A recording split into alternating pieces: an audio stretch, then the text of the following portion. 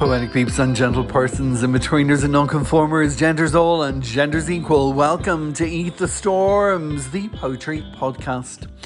This is episode 3, season 9. My name is Damien B Donnelly. I'm your host and producer, and thank you to you, the audience, for tuning in.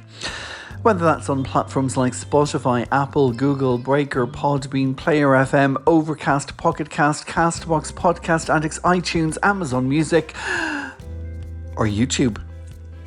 Now we are coming close to the night of All Hallows, and next week, just so you're prepared, the podcast will drop at 8 p.m. on Thursday night, offering you up some spooky poems and stories to chill your little socks off. There's still 2 days left if you want to join us and share a piece of fabulously scary poetry or prose. The email address is eatthestorms@yahoo.com. Now, meanwhile, normal voice back. Today we have another fantastic episode lined up, packed with diversity of voice, vision and certainly location, as we sail from Dublin to Antrim, all around the world to the Pacific Ocean to the Marshall Islands, and end by the Plymouth Sound in England with an actual sailor. The only thing that's left for me to tell you is to remind you to make sure that you have the tea brewed, the brack sliced, watch out for the ring, and hopefully a sparkling coin dropped into the potatoed cull cannon for later on. My name is Damien B Donnelly, this is Eat the Storms, and I hope you enjoy the show.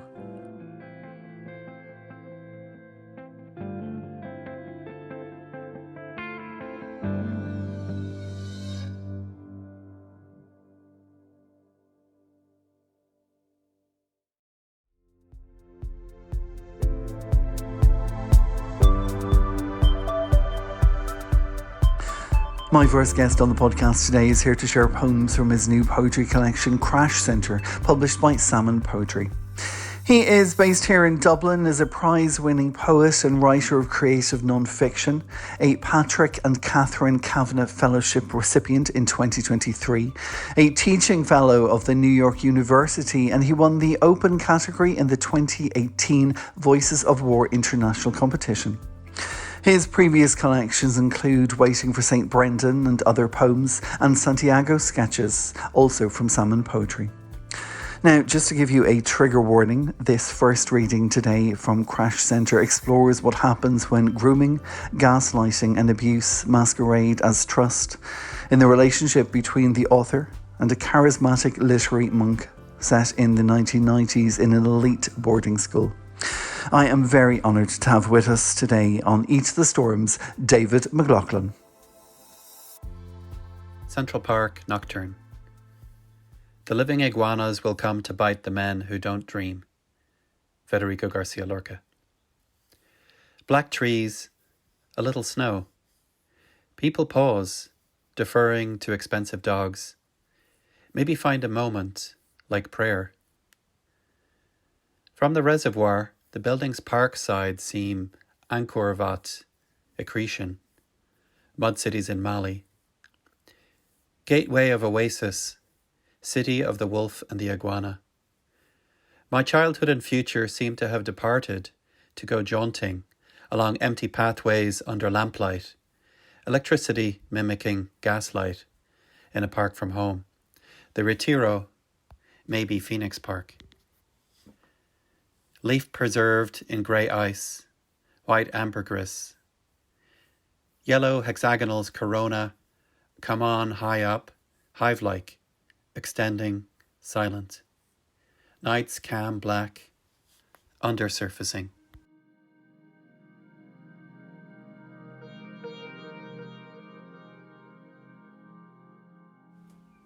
Dissociation.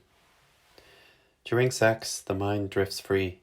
A gull, a gulf, off the body's edge, back to the realm of hurt, where the self is an intense buzzing of bees, insects, pins and needles, helpers, maybe mice, frantically trying to wake the young hero from the sleep he was in, has been in all these years, where something is happening, where someone is doing something to him.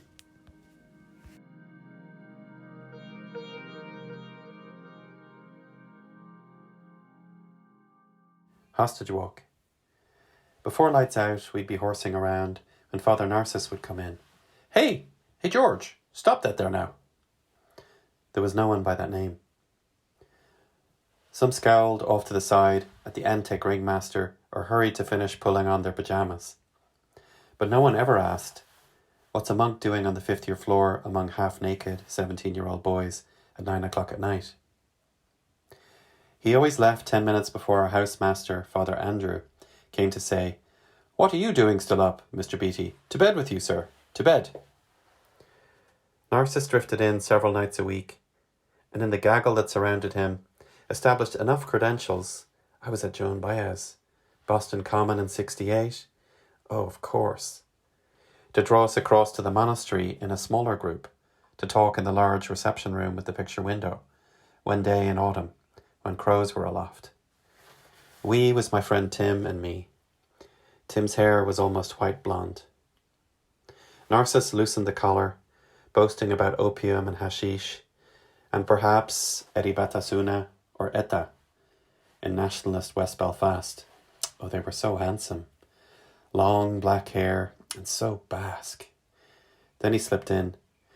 Did I tell you that I'm gay? No teacher had been this honest. I'd been reading No One Here Gets Out Alive, Howl from City Lights, Baudelaire. Someone said to Dad, you let him read Ginsberg?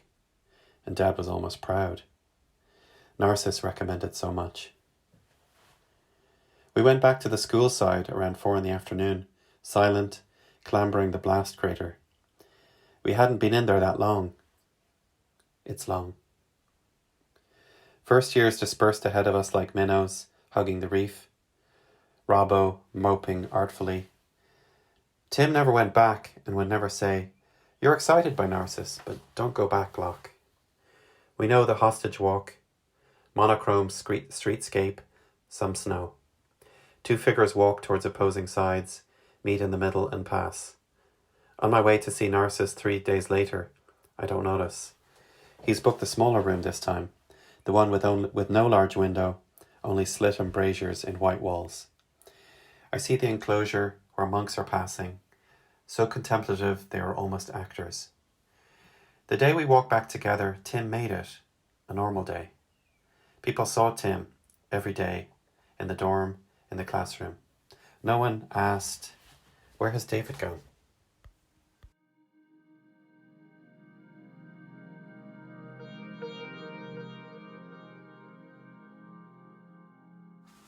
The drying room. It was 5 minutes to the monastery from the senior showers, where I went after supper, the day Father Narcissus said, See you over in reception at 8 then. Have a shower and make sure that you're very clean. I was warm wax for his seal, his signet, his appraising smile during our first kiss. After training in rain or sleet, grit glittered in mud, and your own blood was in it. Shorts forgotten a day or two on the changing room floor were lost in a ferment, like a slurry pit. Gear got crunchy, coiling the wall pipes. Like shoppers thinking aloud, seniors said, I need socks, and took younger boys. I almost liked it, the natural filth of getting into dry, utterly dirty gear.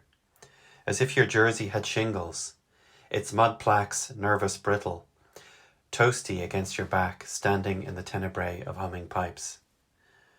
On match day, the air stung with deep heat. We faced each other, thoughtful, sitting, vaselining, then taping down our ears. We taped our fingers, black tape among the white. Hands gritted for purchase, our wrists cooled to the hilt in powdered bone. Our gum shields were in, and we ourselves were weaponized, had put on bronze greaves. Our gear was laundered, our faces pale with adrenaline.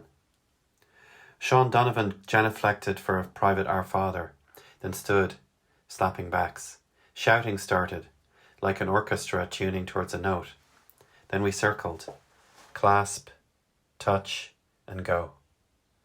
The run down from the castle was a flying column.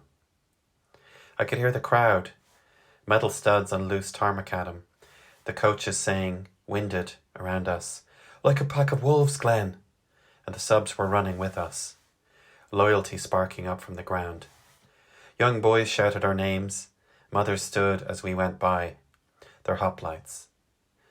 I have at times wanted to go back in order to remain standing in my stained uniform among the mayhem of school colours. The way I stood alone before a match, as if my own battle waited, and I was being cinched into a breastplate by my grave squire, my kinsman. A 1/4 inch of petrified mudflakes under our boots in the far corner of the drawing room, where I have wanted to stay in the radius of Sean's prayer, on earth as it is in heaven. Narcissus was saying, among the Athenians, inspiration was an older man with a younger man, inspiring him. Literally, inspiring. So make sure that you're very clean. He kept repeating clean, but jocular and lulling. Only, now I can hear the italics. I was by myself under the shower heads. I washed my hair and lathered my privates twice. I didn't understand. He meant my anus. I had oiled my ponytail, and over that unction was wearing my favourite skull cap. My Doc Marten 8 holes were on, and my Crombie swung open, like a First World War greatcoat. I went down the flagstone passage, past Matron's circular room at the tower's base, where our teachers took port by the fire nightly. I went down the steep wooden stair to exit under the arch that read Pax. No one told me to go the lesser-used way, but I did. I felt something, but so far off it was years away in the mine's snowfields, down in the core samples. As my hand felt along the moss on the monastery wall, the jerseying wrapping the pipes ghosted for arms, holding on.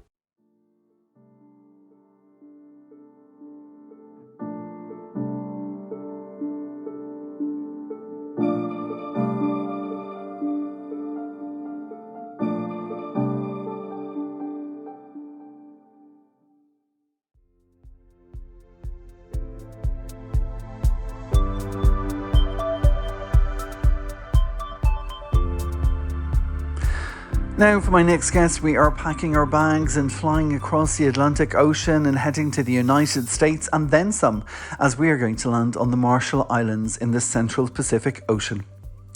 This first-time guest to Eat the Storms is the author of the mini chapbook Supply Chain Problems, The Broken Sanctuary from Yapalata Press, and the upcoming At Ghost Death from Mouthfeel Press, and also The Bringers of Fruit, which was published in 2022 and was the winner of the 2023 Whirling Prize. Taking a break from working at the College of the Marshall Islands, I'm delighted to welcome to Eat the Storms again for the first time, Elizabeth Kate Switaj. Hi everyone, I'm Elizabeth Kate Switaj, originally from Seattle, but currently living on Majuro Atoll in the Marshall Islands in the Central Pacific. I'm thrilled to be on Eat the Storms for the first time. I'm going to start with 2 poems from my 2022 collection published by 1111 Press, The Bringers of Fruit in Oratorio, which is a polyvocalic retelling of the Persephone myth. Dearest in places, proser Pensephone despoia malediciste cathonia legislator mistrist, bearer of pomegranate fig grape. Even in my tricklings, I flewed momentanes for men towns, and you too sickle cycle, so be low, be glow, be dazzle, be wise to his zeds and zories, and members the big man's never so's big as he'll say he is. Fear not, as I told my onliest is, whists prisser pronet drips peas from her slit satchel. Drink up the dregs, you might as well love him when all's said and did. Don't be a sacrifice, don't be a stone, nor even of loam. Go for the potion, be he tryst and be he march, and some years you'll be back to your source before him. All the wheat and gold is by the banks and bests and beats and breaths. Be glee she, sin lovely, all loving Plurabelle.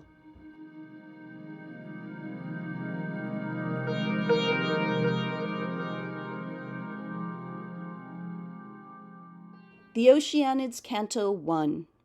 We never liked her, never, no, never did we. She had impossible hair, flax and loam and darknesses for highlights and dinge, beneath her kernels of horn curling tea-stained on her feet, graying up from cuticle to ankle and sometimes to her knees, Wait, I heard her mother once bought her knee socks bleached just as white as our skin. Oh dear no, your tan hardly shows. And listen, Persephone took less than a week to stain them beyond reach of all the chlorine and hydrogen peroxide Olympus could order.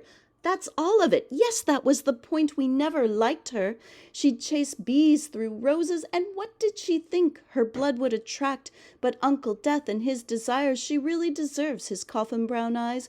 Do you think they stay brown underground? They certainly don't shine like polished mahogany in the sun. Oh, God, did you look at him? Oh, no, I tried to hide but glimpsed. I'm sure his irises are gray down there. I've seen planks rise from fields flooded with Demeter's tears. Oh, you've seen no such thing. We've been kept from winter by our foster father, says he won't lose another. Oh, but I have. Before he knew what his sister was up to, I lifted my shoulder over the foam and I saw gray. Not even gray, a lack of tone and shade without even the certainty of black. Listen, this girl doesn't even get an absence of light down there. Oh, rocks, I never understand what you're saying. And we've had all the same lessons, haven't we? And all the same grades too, but Persephone got A's. What could he see in such a filthy girl as her? Would you have wanted her place? Hush, no, that god has horns. I bet she rides him like a minotaur or satyr. Our gods will be civilized and chosen by the seas. I heard he was Zeus's choice. And what does that god know of what a girl should get? And yet, come on, I hear the seahorse race is starting soon, and they sell corals bright enough to grace our hair beside the finish line.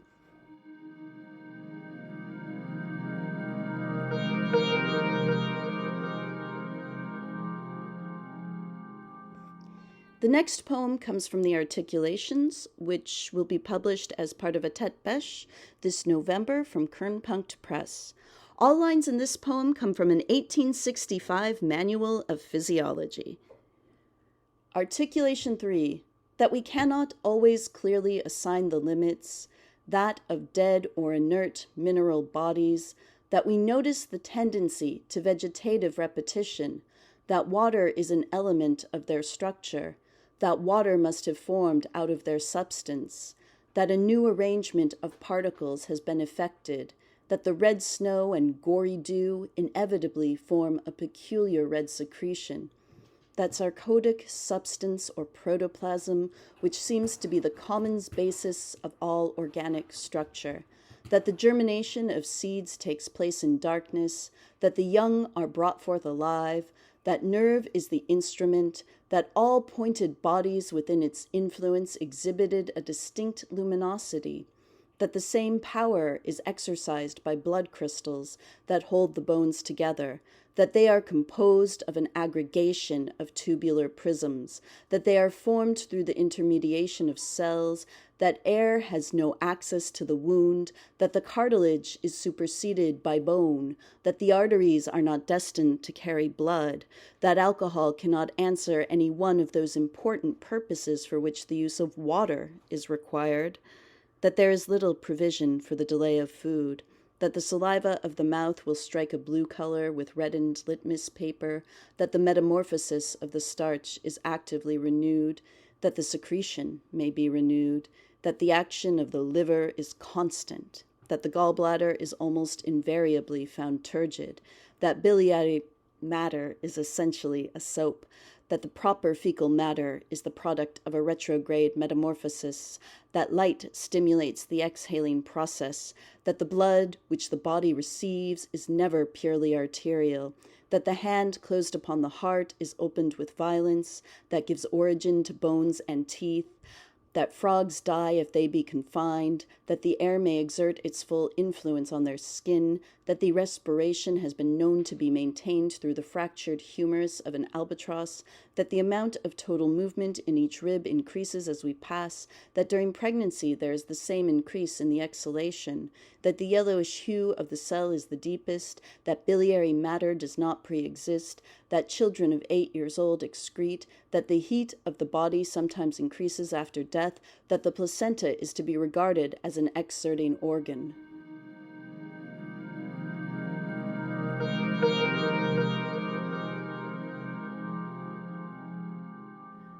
And I will finish with a poem from my forthcoming collection at Ghost Depth, which will be published by Mouthfeel Press. How you come to tell me I've done it, I've survived.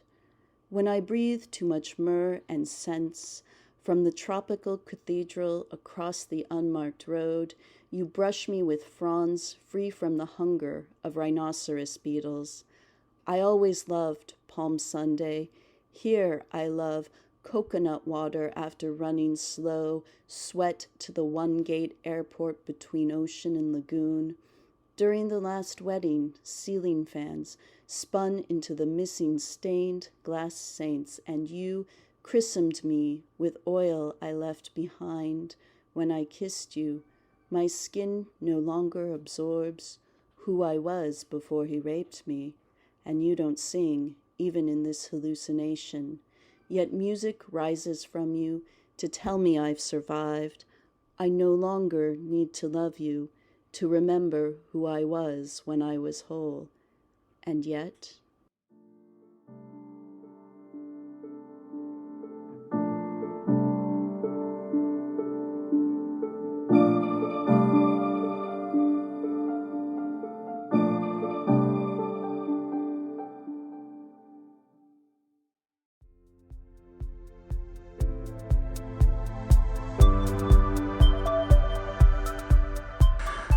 For my third guest today, we are coming back across the Atlantic and landing in Larne along the Antrim coast of Northern Ireland for a poet, prose writer and a therapeutic counsellor who joined us last year triumphantly as part of our audio companion to The Storms issue 3. Her poetry has been published in places like the Bangor Literary Journal, the Belfast Community Arts Partnership Anthologies 2022 and 2023, Live Encounters, New Isles Press Issue 3 and the Morecambe Poetry Festival's Anthology. She has an MA in Creative Writing at the Open University, and I'm very excited to say that her debut pamphlet, Scan and Savour, is due for publication next year. It's time to make room in your bookshelves. I'm delighted to welcome back to Eat the Storms, Mary Ringland. Hi Damien, and hi to everyone tuning in today for Eat the Storms podcast. It's really lovely to be back. I'm going to be reading 4 poems. The first one was published by New Isles Press. It's in issue number 3, I think published round about June this year. The poem came about after I had accidentally tuned in to a local news bulletin, and as usual it was the same old political wrangling that you so often hear in Northern Ireland. And I just thought to myself, my God, I just don't fit in here. Well, I don't fit in with this type of sentiment. So that's what spawned this poem. The wrong fit. My foot is too broad for your narrow shoe. I despise your barbed wire bigotry. Refuse to tiptoe over the graves to indulge a gunman's excuse. My frame is too delicate for the burden of your callous coat, stitched up with Semtex, worn down by the warp and weft of a tricolor weave.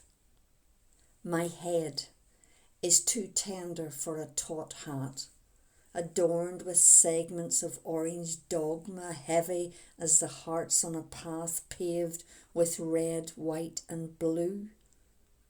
My hand is too gentle for a glove full of handshakes, unholy, only fit for squeezing hatred from a haggard history, a history bitter as the creed of 2 cultures, infatuated with heroes and martyrs, hard as Paddy's Da.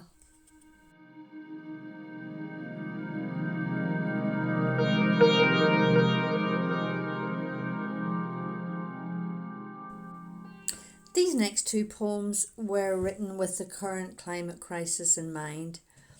They've both been included in this year's Morecambe Poetry Festival anthology. The first one takes a wry look at the unpredictability of the seasons and the fact that everything is just a little bit off kilter. Not just yet.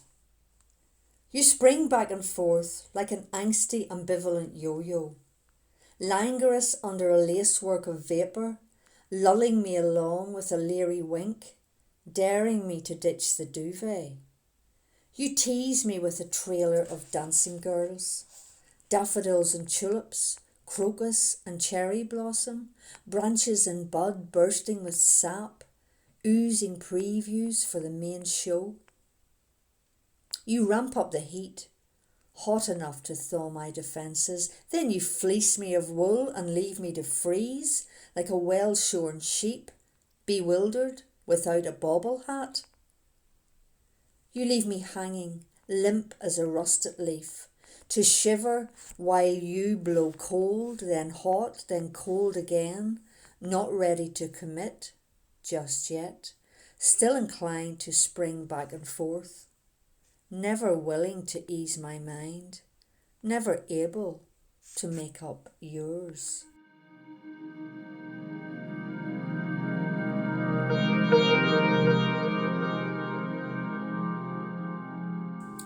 This next poem is an homage to my favourite cherry tree. It's been standing in my garden for at least 3 or 4 decades, long before I ever moved into this property, and people come from far and wide just to view it every springtime. Everything takes place under the cherry whenever the weather allows. Sayonara. I've stood my ground for decades, in a garden in the company of crocus and bluebell, hand-planted, well-tended, putting a glow on winter-washed faces at the first sight of my powder-puff candy floss blush, dusting tired tarmac with pink fizz frosting. I've been a sue-on for your daily tea ceremony, religiously at 4, the perfect cocktail canopy for soft spring drizzle and sizzling summer jazz. Frequently festooned with fat balls, a 24/7 diner for sparrow and blue tit, blackbird and robin, often raided by the squirrel hobgoblin. I've been a midwife at the birth of a turtle dove chick, an ear witness to the death of a chaffinch squawking in the beak of a sparrowhawk.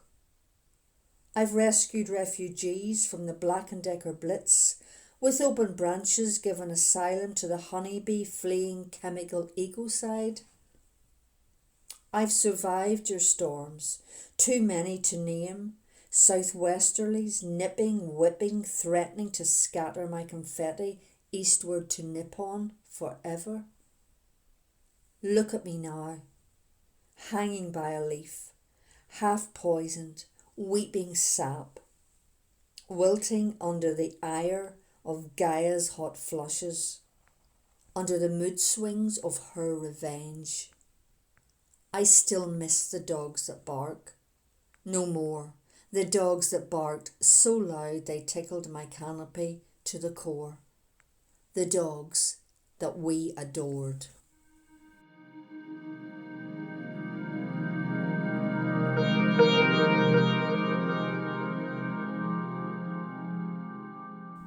And now for my final poem. It's a bit of a love gone wrong sort of a thing. Found and lost. I found you on a high on a bar stool, breaking all the rules, drinking, bitter. The cowboy on the red pack, smoking, hot, looking for a cowgirl to wrangle with. Your eyes fixed on the Guardian's speedy crossword, a sure sign you had a brain in there somewhere. I wrestled with the clues, gave you the come on, and we clicked over 1 across and 2 down. Snuck off to the fells for fun, falling fast into the heart of a town drenched in drizzle, to amble, aimless, and drink pints of Wainwrights on smitten velvet seats, saturated in wrongs and the whiff of stale pale ale. We listened to Neil Young's Harvest Moon, full steam ahead, dreaming our lives away, drowning in desire and false promise, pitted with hope and hate. I lost you on a low, on a bar stool, drinking like a fool, acting bitter. Well, that's all from me today, folks, and I'd just like to extend a massive thank you to Damien and Eat the Storms for giving me this opportunity to share some more of my poetry. Take care for now. Bye.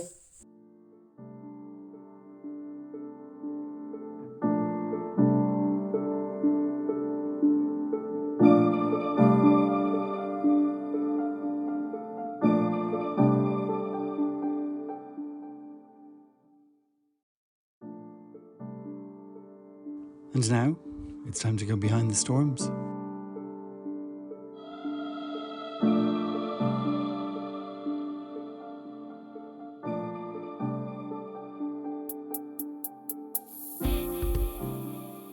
So today I am delighted to have joining me for our Behind the Storms conversation, Lesley Curwen, a writer based in Plymouth in the United Kingdom. She's a poet, a journalist, a broadcaster, and possibly most importantly, in relation to her debut collection, she is a sailor, drawn to the sea as a comfort and as a deep source of joy. Lesley won the Molecules Unlimited Poetry Prize, was a finalist in the 2023 Poetry Wales competition, 9 pens, published a collaborative pamphlet of hers called Invisible Continents, along with Jane Orr Rogers and Tamina Mowla. Earlier this year, Dreek published her chapbook Sticky with Miles, and now the Hedgehog Poetry Press published her debut collection Rescue Lines, which we're going to talk about a little bit later, and we will hear Lesley read from. You might have already seen her work appear in places like I Am Poetry. She was featured as the Silver Branch series featured poet at Black Bow Poetry, or in places like Arachne Press, Keywords, Snakeskin, Our Own Storms Journal, and many more. Lesley, thank you so much for joining us today on Behind the Storms. Thank you, Damien. Thank you. It's such a pleasure to get to have these moments of sort of expanding on the collections. But before I ask you about the collections, part of the reason for starting this was to talk about beginnings. So I'm going to sort of bring you back to discover how poetry first sort of settled upon your own shore. What were its muses? Who were the inspirations? How did it first take hold? Well, very early on, I went to a convent school, the Faithful Companions of Jesus in Preston, and they had a big library. And I'm afraid I was a child on my own, didn't have any sisters or brothers at that stage of my life, and thereby hangs a tale. And therefore, I spent a lot of time in the library. I particularly loved Wordsworth. Thinking of a slumber did my spirit seal, rolled round in earth's diurnal course with rocks and stones and trees. I used to feel those words kind of rolling through my mind as quite a young child, really. And then later on, I got to know Tennyson and the Lotus Eaters, which is about sailors who enter into an altered state of consciousness, and lots of the wandering fields of barren foam is one of the quotes from there. And that kind of pointed the way to later in my life, where I discovered Anglo-Saxon and the seafarer. And again, the sea keeps coming back in my poetry and in my mind. I think it always will. And did you grow up in Plymouth? Have you always been by the sea, or? No, I haven't always been by the sea. For a lot of my life, I was either in the northwest of England or most of it actually in London. But I was living in Greenwich, which is a place that seafarers, if they were going to be anywhere in London, they would have been in Greenwich. I suppose that living in such a place, living in such proximity and being out sailing so often, that it is an endless source of inspiration to you. It is an endless source of inspiration. It's also a metaphor in many ways for a lot of the things that I write about. I write about loss and rescue, and that we'll probably talk about that with regard to Rescue Lines. But I also talk about environmental loss quite a lot, and some of that is in the chapbook that I did, Sticky with Miles, and that's partly about the number of sea miles that almost everything that you can see in your house, if you look around, the sea miles that come along with those things that we buy. So the sea, it enters into almost everything I write. Sometimes it sneaks in almost without me noticing. As I mentioned at the beginning, you are also a journalist, you're a broadcaster. You worked for the BBC, you've interviewed people ranging from George Soros to Deep Purple. I think you said, not together, definitely apart. You were shortlisted for British Journalism Awards in 2021, winner of the Medical Journalists Association Broadcast Award 2020, all the way back to Industrial Journalist of the Year Award in 1997. I don't even know how that is possible. We were all kids at that point. You started very early.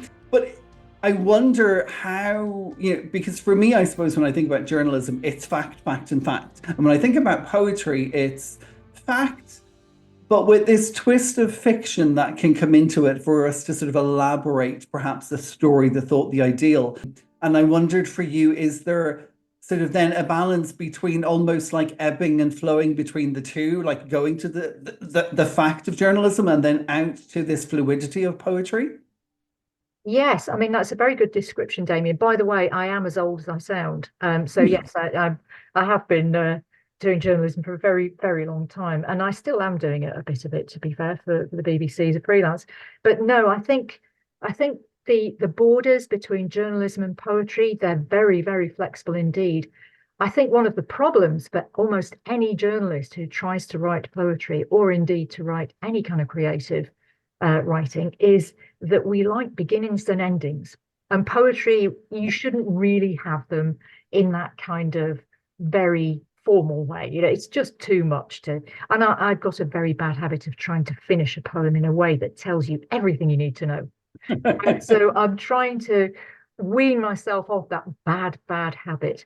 But yes, in a way, story is the only thing that matters, isn't it? Whatever the story of the poem is, however flexible and vague it might be, there is a story to be told. So that is what I try and do. And I really, really try and rein in my desire to make a neat ending. But I suppose when I was a kid and growing up, literature was the best class. The rest of my cohorts, I think, just wanted to get out and play football, where I really wanted to, investigate the Lotus Eaters, but nobody else did, which was probably why I ended up being bullied and beaten, because this is not what we're doing. But we're told about stories. And it's for me as well, it's only recently when I started sort of having mentors and working on collections where people would say, we don't need the first two lines. You can end it 4 stanzas before. But it's such a difficult thing, because like you said, you do want to tell a story and you want to have this complete thing. But now I think what I'm learning is that poetry sometimes can be like getting on the bus and there's a conversation behind you. And you don't know when it started because it was already happening. And you're really annoyed that you're going to get off the bus before them. So you'll miss the end of it. Yes, but I mean, fragments are fascinating, aren't they? In a way, fragments make our brains work much harder, and they make them be more creative. They create more scenarios when you don't actually know the ending. So yes, that is why it would be wonderful to write like that. And I'm sure you do. I know you do. But I find it very difficult to not round things off. And as I say, I'm trying more and more. And in fact, only this week, I've taken some of my poetry to somebody who said to me, just take out the end, take out the beginning. So I think you're absolutely right, Damien. I think that's the habit to develop. And when you're developing these habits, or when you're sitting down writing, considering, what to keep and what, we do have to sort of remove, where does it happen? Like, do you have a specific place that you write? Do you have a place that maybe brings you inspiration? What do you need in order to create? Well, I'm one of those people who wakes up at 4 a.m. With at least the first line, if not a large part of the poem in my brain. And I have to wake up, I have to write it on my phone in notes, and then put it back down again. And later in the day or the next day, I then transcribe it into the laptop, editing as I go. And that's really how I write these days. It's quite unusual for me to sit down at the laptop with an idea that didn't come during the night. Isn't that strange? I don't know what happens to our minds overnight, but there's something magical that happens with the subconscious, and it brings together lots of things that you had on the brink of your knowledge, of your knowing self, but you haven't brought them together until sleep. Wow. And I wondered, because you mentioned that now in terms of journal, that you're more freelance. And I wondered, like, so has that changed now that maybe, you're aware that you need less sleep because you're not getting up to a deadline in the morning? Does that enable you to wake in the night and not worry? Oh, totally. I mean, Yeah. in the old days, I used to do breakfast programs, and for many years, I did a business breakfast program on World Service. So and I occasionally did the Today program on Radio 4, doing the Yeah. business news. So yes, it was getting up at ludicrous times of the night. Now I can just let my brain wallow in whatever it wants to overnight, which I don't know whether other people do this. I don't know whether, I think they probably do. I'm sure Yeah. there's lots of poets who do that. I know, Do but it you? is, yes, definitely. But like it's that thing of, and I was talking with, I think, David Hanlon earlier this week, and we were talking about poetry and novels and even journalism, and saying that poetry is very rarely something that you can just literally sit down and park yourself and say, okay, I'm going to write this poem. It's that thing you saw, or the dream you woke from, or that, mid conversation with somebody else, it's forming in your head, because that's how it comes. It's part of the everyday, or part of like the breathing in and the breathing out. It arrives, but it doesn't, you don't, it's unannounced. Definitely not an invitation. It's difficult to summon, isn't it? Yeah. It summons you. Yes. Well, listen, let's talk about Rescue Lines. So it was published in July this year by the wonderful Hedgehog Poetry Press. I'm just going to read a little blurb. So Rebecca Goss said in her blurb that this is a striking collection where we are pulled into episodes of risk and rescue with gripping effect. There is navigation of the sea itself and an emotional expanse being steered here too, one that contains grief, absence, and depth of sisterly love. And for me, this is also true. Like, we're pulled into these glimpses of swimming and drowning, of riding waves and rescuing, of raging and gardening, wings and wheelchairs, the ones we love, and of course, the loved ones that we lose. And they are all both fierce and fragile. It's like a catch between life and death, all filled with so many extraordinary lines. For example, you fell for a man who threaded himself into your days, embroidered his name on your heart, and sewed your mouth shut. My endless rage in the pummeling of waves on stone. And then in afterness, when the universe hangs larger and emptier than before, when the loved one's skin is shedding its warmth. I suppose all of that poem carries us into almost the second half of the collection that becomes this vast wave, this expansive grief.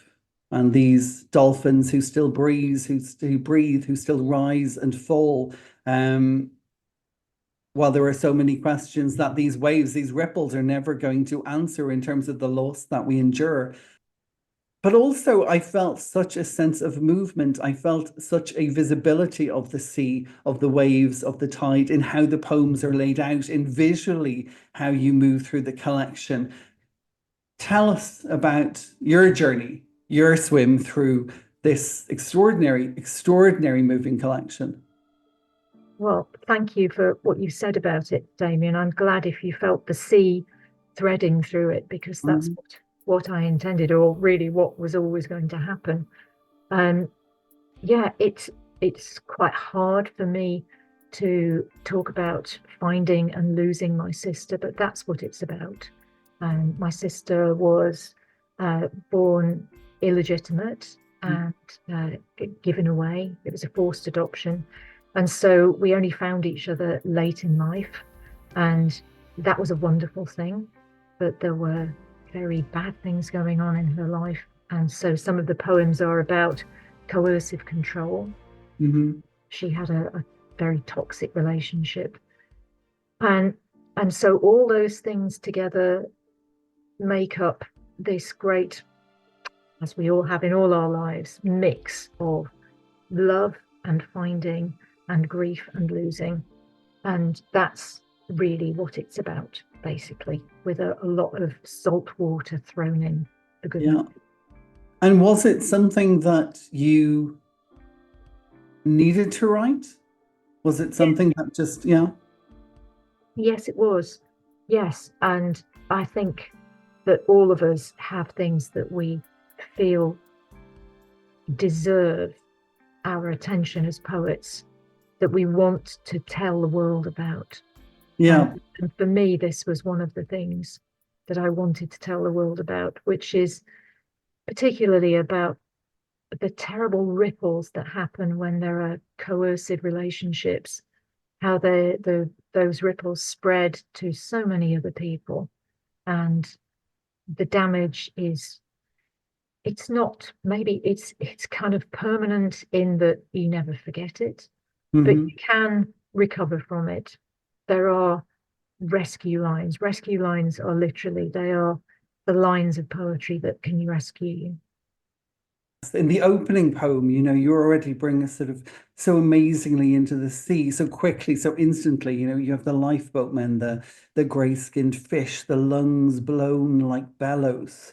We are submerged in it, but there's an ominous feel. We're not quite sure, where we're going to go to, and like life itself, like the sea itself, we don't know what's going to bring us in. I suppose it's strange not strange, but it's, as you talk, I look to my past and I think, well, that's interesting because I was adopted, and prior to me, my mother who adopted me had a child, gave her up for adoption in 1960, met my father, got married, tried to have a child, couldn't, and then they decided to adopt. So my mother had this circle of giving a child up, and then when she got married, bringing me back in, bringing me into the fold as the adopted child. And then when I was living in Amsterdam, so when I was about 35, my mother's daughter then finding her. So this, this circle coming back, and all these lives and all these traumas that had happened in between, that even when you come back in, but you haven't been close to, you still bear a part of the trauma, even if there's been that distance. And I sense for you a similar thing of having not been there, but yet there's a connection, and it weaved itself very closely. You definitely bonded. Yes, we did bond. And in my case, my sister and I were full-blooded sisters, the same father, the same mother. And there was a very close relationship despite all the problems that she had in her life, particularly towards the end of her life. I was able to be with her for a lot of the time and take her to chemotherapy and that kind of thing at the end, which was very important, I think, for both of us. So yes, that I think you're talking about that weaving, and that it is an intimate kind of woven mix of sadness at what you missed, and absolute joy at what you've got, and a certain amount of fear about how long it will last. Yeah. So yes, I recognize that, Damien, and I mean, your story is very moving. Do you keep in touch with your half sister? Yes.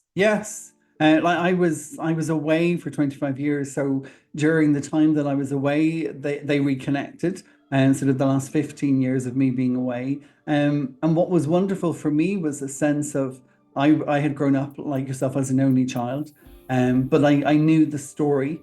I told my mother that I was gay when I was 18, and she said, well, you've told me your secret, I'll tell you mine.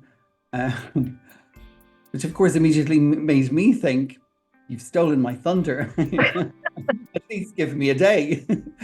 But it sort of bonded, it increased sort of the bond and the connection and the understanding.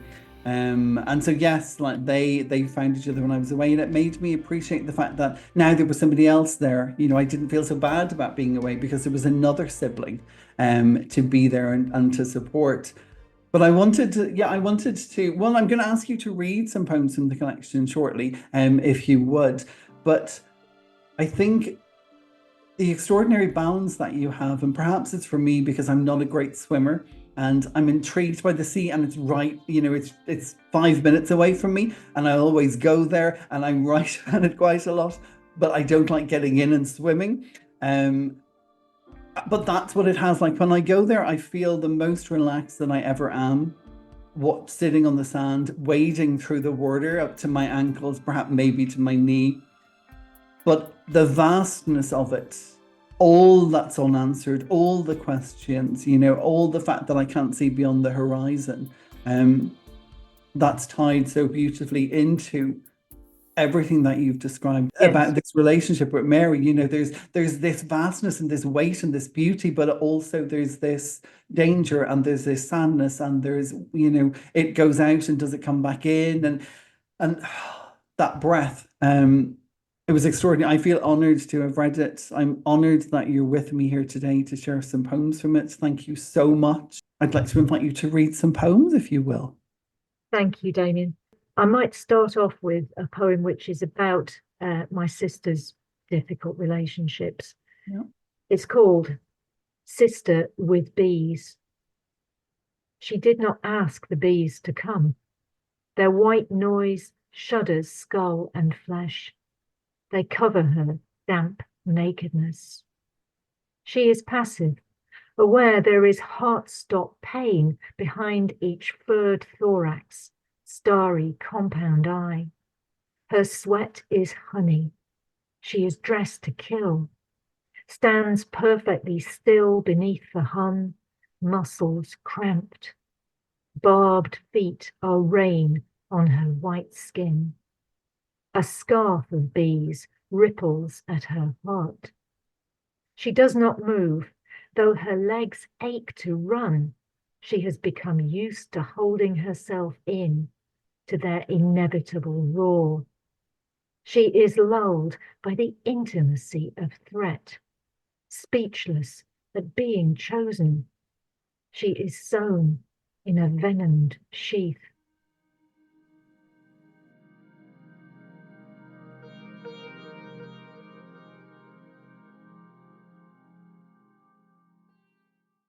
I should just say, Damien, that was an ekphrastic poem, and it was after a painting called Girl with a Bee Dress by Maggie Taylor. The next poem I'd like to read is, well, I think it's pretty self-explanatory. Fall Sister, Half Known. Machine stutters, hands guiding the burden of cloth down lines of stitch. We peer through our specs at the seam. Your knuckles are thick, just like mine. We are like and not like. Same awkward noses, same troublesome feet. You were unplanned, handed to strangers. I was legitimate, winner take all. Autumn rain steams the window. We lean in, suck pins, shoulders touching, heads together like the infants we once were, who never met. You followed our mother's pattern, fell for a man who threaded himself into your days, embroidered his name on your heart, and sewed your mouth shut. On the face of it, you appeared smooth enough. When I finally turned you over to look, you were a Frankenstein wreck of stabbed-in needles and raggedy knots. We unraveled the tangle together. You tore out his bloodied name with an unpicker.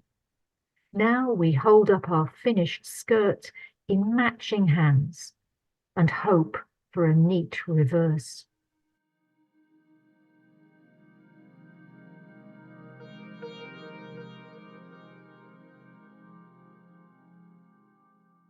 This is rather a sad story because my sister did not survive. She had secondary breast cancer, and this one was written soon after she died.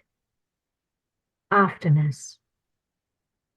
The first night is the longest, when the universe hangs larger and emptier than before, when the loved one's skin is shedding its warmth to a cold sheet, when atoms of their breath have not yet left the room, when their skin's dust still sits on shelves, when floors have not been swept clean, when sea has departed the land, and dawn is day one in the afterness.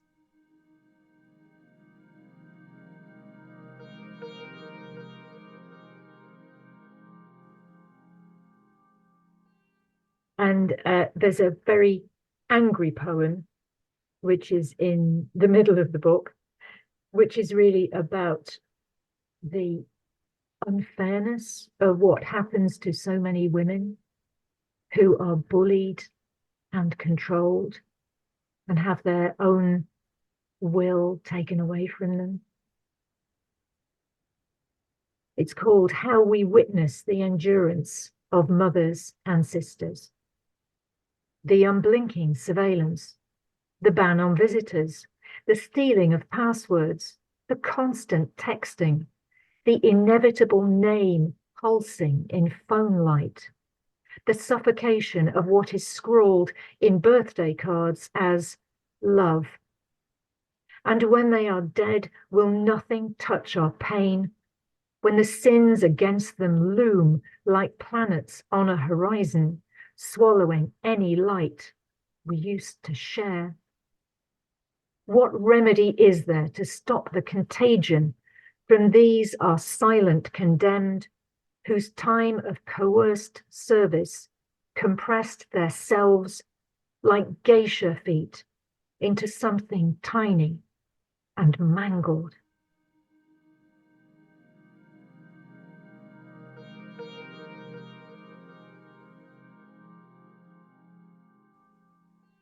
I'm sorry, that's a very angry poem. I kind of feel that everybody should know what those long-lasting effects are of controlling behaviour. Here's a poem which is about one of my favourite views. I can see this from my house in Plymouth, and it's called A View of Plymouth Breakwater. Some mornings it drowns in spring tide, its heft of Dartmoor rock subsumed. Other days, whiteness flies on grey in plumed smash, high as this house, where I suck breath through storm and lull, reading your words on the water's face, finding anger, my endless rage, in the pummeling of waves on stone.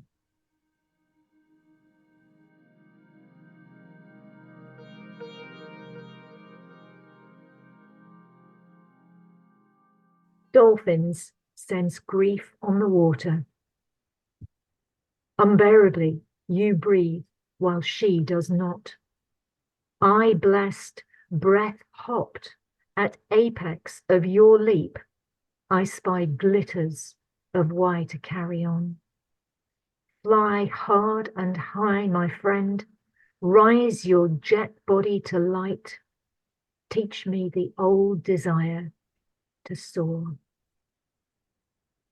And I should just say about that poem, Damien, I have been on my boat with my husband sailing around the UK and grieving over long hours at the helm.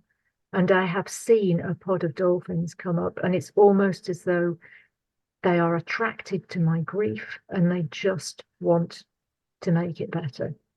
So they swam by our old boat, ropey old 1970s boat, some of them for hours. And it felt to me as though they had come to me just to soothe my grief. I know that's completely barking, but I don't care. Some people may say it's whatever brings you comfort, and that's really important. But then I hear so many stories, like my aunt lost a friend of hers, and on the day of her funeral, this blue butterfly appeared in the garden out of nowhere, literally just as they'd come back from the burial, and she hadn't seen a blue butterfly like this in the garden ever. Dogs that understand that somebody is grieving or going through a lot or an illness. I think there are so many connections that we have, whether it's with animals or whether it's with the land, that we don't know about because we can't put a name on it. But it's that thing of not being able to name it, but being able to feel it. And that seems certainly what you felt. Yes, it was, absolutely. But the last poem in the collection it's optimistic because it is about something that I wear every day. It's a ring that I wear from my sister. It's called My Sister's Eye is Opal. My sister's eye is opal, set in gold. She stares up from my right hand, a blue oval, creased and dappled red, whose conflagration is a memorial of who she was, of how she lived in dense cloud and bolts of unexpected light, of the propensity to shine, to deliver a tiny neon shock in crowding dark, of mercy shown by she who was starved of mercy, of a lightning strike of grace across a closed valley, of what she left me, a mirror flashed at each hand's turn, a face that semaphores the urgent now, the always pulse of the sun. The always positive. Lesley, I want to say, first of all, thank you for not only sharing the sea, but also a part of your sister with us all who read it, because I think we all get to have a part of your memory of her, and we all get to share to a degree in that memory lasting. And I think not only maybe is that something that's beneficial for you to know that you get to share with more people, but it's also beneficial to us because we get to hear and see the connection that you didn't have at the beginning, but made its way back, that came back upon the shore, and you found it. Yes, there was a horrific journey, but that closens the fact that, her ring is on your finger. Extraordinary. Thank you, Damien. Yes, it's always there. And I think that's just a symbol, isn't it, of how those that we've loved are always with us. Yeah. And that's probably the thing that all of us want to remember in the end. Yeah, and keep those ties, keep those connections, keep those memories. Just before we go, I'd just like to, what's next? Are you working on something? It's tough when you put a collection out there and you want to live with it for a while, but then there's always people like me who come along and go, so what are you doing next? Well, I am writing something which is still about my family, but it's really more about my mother, who had a child taken from her. Mm-hmm. It's reimagining my mother and my family as a family of orcas. Wow. It's a very much more metaphorical view than of the whole losing a child business. And I've been very much influenced in my life by Pascal Petit, who I think is one of the most amazing poets we have. And so, yes, I mean, obviously what I'm writing is nothing like what she writes, but it's the same kind of use perhaps of animals as symbols of what's happening to us.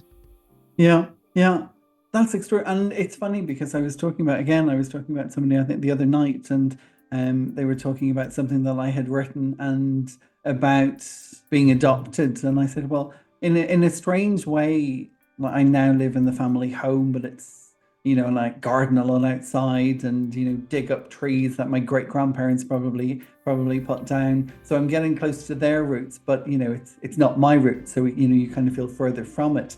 But when you're adopted, it gives you a sense of the ability to create myths. You create myths about where you came from or what it was like. And I feel this sort of that same thing of like that myth of, well, what would it have been like? What could it have been like? What would mother have thought? What I suppose that's where I was saying earlier, the fact and fiction comes in, the ability to take the thread of fact and reality and then swim with it and see where it brings. But isn't that a wonderful thing to be able to do that? Yeah. Lesley, thank you so much for joining me today on Behind the Storms. It has been an absolute pleasure. Thank you so much, Damien. It's been a joy to talk to you. Thank you.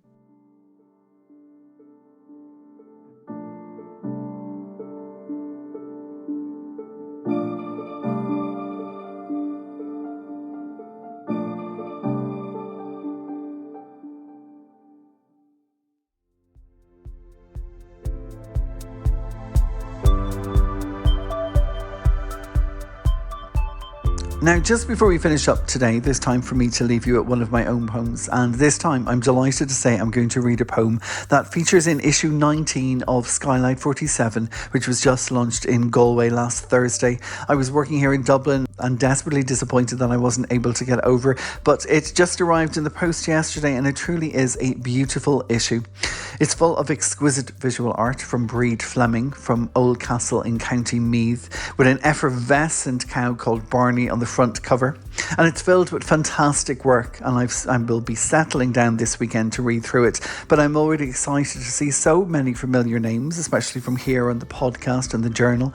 We have Jessamine O'Connor, Dara Fleming, Mary O'Donnell, Angela Graham, Siobhan Flynn, Michael Durack, Mark Ward, Lucy Holm, Terry Metcalfe, and I was blown away to discover that my own new poetry collection, Back From Away, is reviewed inside by Mia Vance, whose own beautiful poem also opens up the journal. So thank you so much to Mia. Thank you to everybody at Team Skylight 47, Bernie Crawford, Ruth Quinlan and Dor Schiefer.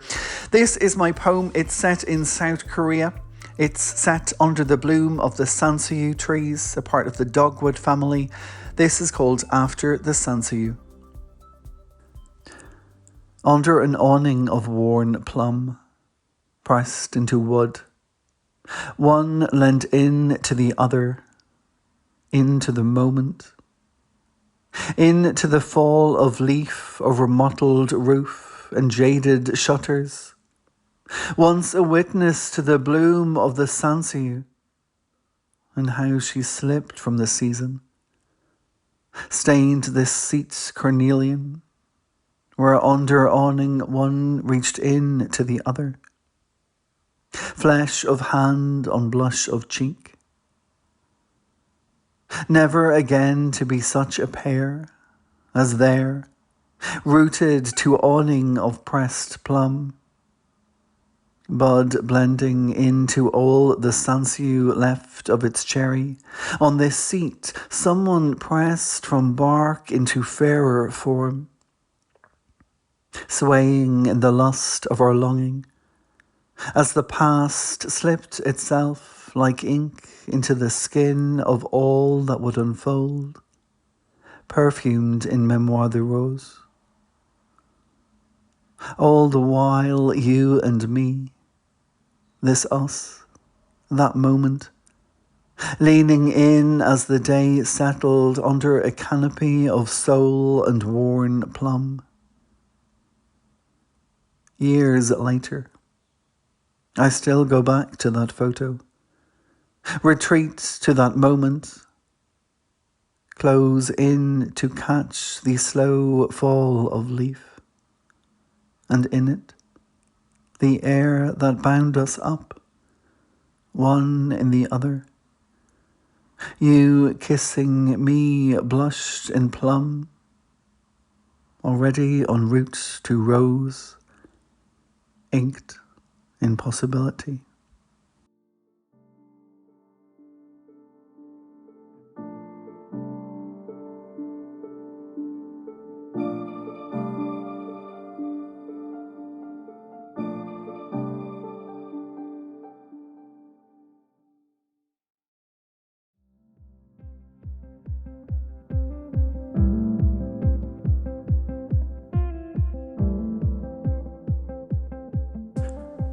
Poetic peeps and gentle persons, in-betweeners and nonconformers, genders all and genders equal, we've reached the end of another episode of Eat the Storms, the poetry podcast.